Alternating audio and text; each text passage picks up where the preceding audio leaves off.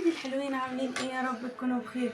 فطرنا النهارده حاجه تانية. عارفين الاغنيه رمضان في مصر حاجه تانية؟ لا، احنا فطرنا النهارده بقى حاجه تانية. شوفوا بقى، شوفوا، شايفين ده باللحمه، بيتزا باللحمه. بس ايه على اللي هو الفطير المشلتت ده؟ مكرونه وبطاطس ومانجا وفراوله. ده بقى حماتي اللي بعتهولي، يعني الكنافه دي. عاملين بلح الشام وجلاش. تعالى قاطين كده، شوفوا الجلاش. شوف، ده بلح بقى بلبن. بلبن. ايه رأيكم بقى؟ فكرة برضو تفكم. وفطرنا النهاردة حاجة تانية مختلفة، وفكرة تفكم. لو انتم محتارين تطبخوا ايه بكرة ممكن تعملوا كده.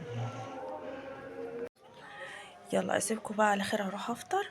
وما تنسونيش بقى في لايك ومتابعة للصفحة. وما تنسونيش كمان في كلمة حلوة منكم.